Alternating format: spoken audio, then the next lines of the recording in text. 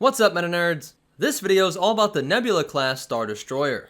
It was the New Republic's equivalent of the Imperial Star Destroyer, and was manufactured by Republic Engineering Corporation for 168,528,000 credits, the cost of an Imperial Star Destroyer plus 308 TIE fighters. The Nebula class was 1,040 meters, or 3,412 feet, making it about 2/3 of the length of the ISD, and about 3 times the length of the Arquitens class light cruiser. It was equipped with the most advanced shields, targeting systems, and a Class 1 hyperdrive. Its armament was also very impressive, with powerful weaponry placed in equal amounts across the fore, aft, port, and starboard side, in order to give this ship the ability to attack and defend from any angle. There were 40 heavy and 40 standard turbo laser cannons, and 20 ion cannons in equal amounts on each side. The only thing not evenly placed across the nebula were the tractor beams, with 3 towards the front, 2 port side, 2 starboard, and 1 in the rear.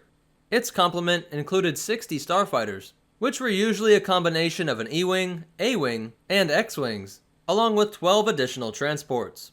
The Imperial class also carried 60 starfighters, though it had many more transports, gunboats, and walkers. The Nebula class had a crew of 6,795 and 244 gunners, but if needed, it could operate with a minimum crew of 2,265.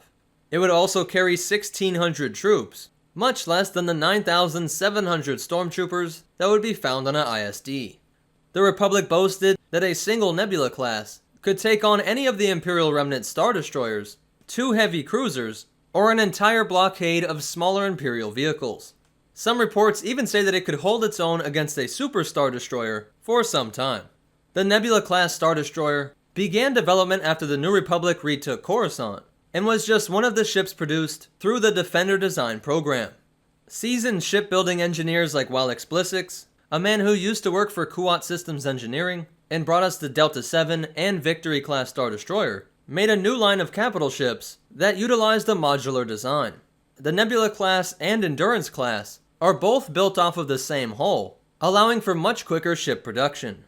Blissix also worked in elements from the Republic-class, which had almost the exact same armament, with the Nebula-class adding those 8 concussion missile launchers.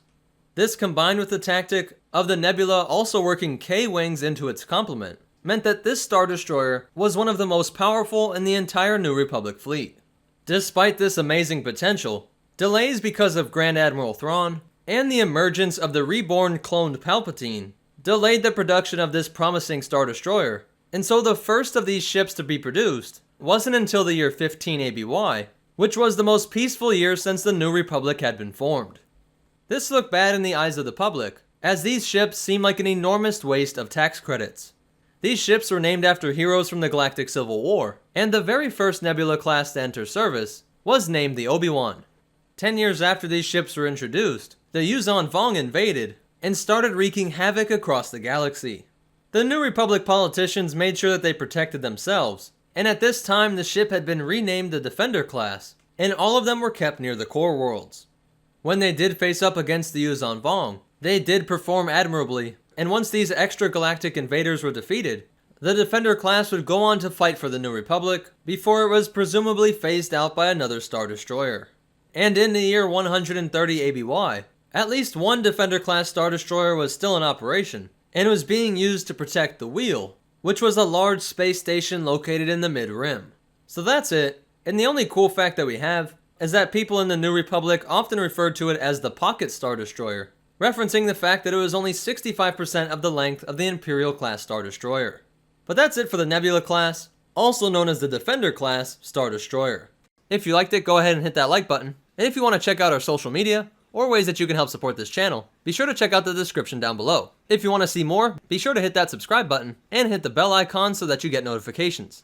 But more important than all that, remember, you always want to add the concussion missile tubes, and the Force will be with you, always.